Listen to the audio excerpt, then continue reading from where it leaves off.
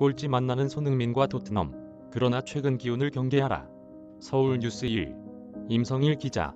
손흥민이 정규리그 13호 시즌 17번째 골에 다시 도전한다.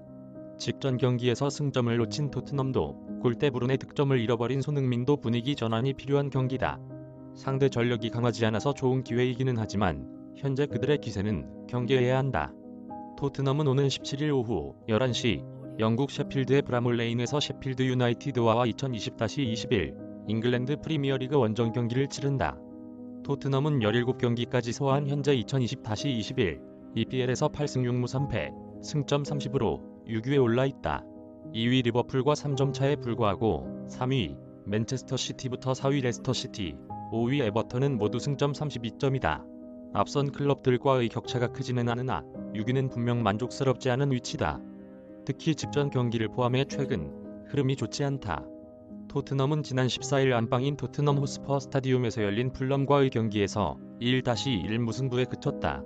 전반 25분 해리케인의 환상적인 다이빙 헤딩슛으로 선제골을 뽑아냈으나 후반 29분 카발레이루에게 동점골을 내주면서 1-1로 비겼다. 승리했을 시 3위까지 뛰어오를 수 있었다는 큰 동기부여가 있었는데 선제골을 넣고도 승점 2점을 잃어버렸다. 상대는 강등권에 위치한 풀럼이었으니 더 씁쓸했다. 손흥민 개인적으로도 미련이 남는 경기였다. 당시 손흥민은 결정적인 슈팅 찬스를 몇 차례 잡았으나 2%가 부족했다. 전반 18분과 23분에 연속으로 시도한 감각적인 슈팅은 풀럼 아레올라 골키퍼의 슈퍼세이브 때문에 골라인을 통과하지 못했다.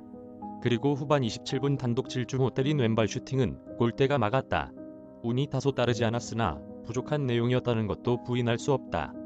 팀은 또 막판 집중력이 떨어졌고 골잡이 손흥민도 넣어줬어야 했다던 현지 언론들의 지적에서 자유로울 수는 없었다. 일단 반전이 급선무다. 토트넘은 지난해 12월 7일 아스널과의 북런던 더비에서 2-0으로 승리하면서 리그 선두에 올랐다. 11라운드가 끝났을 때 성적이 7승 3무 1패, 승점 24점이었다. 그런데 이후 풀럼전 무승부까지의 성적이 1승 3무 2패에 그친다. 6위로 떨어진 것은 당연했다. 때문에 셰필드는 무조건 승리해야 하는 경기다. 셰필드는 올 시즌 단 1승에 그치고 있는 최하위 팀이다. 지난 17라운드에서 크리스털 팰리스에게 0-2로 패하면서 EPL 출범 후 가장 오랫동안 개막 이후 승리하지 못한 불명의 기록도 남겼다. 이전까지는 2012-13 시즌 QPR의 16경기 무승이 가장 오랜 무승이었다. 전력으로는 토트넘의 우위다. 하지만 하필 토트넘을 만나기 직전 분위기를 끌어올리고 있다. 셰필드는 지난 10일 브리스톨과의 FA컵 3라운드에서 3-2로 승리하더니 13일 뉴캐슬과의 EPL 18라운드에서도 1-0으로 승리하며 2연승과 함께 시즌 정규리그 첫 승도 신고했다.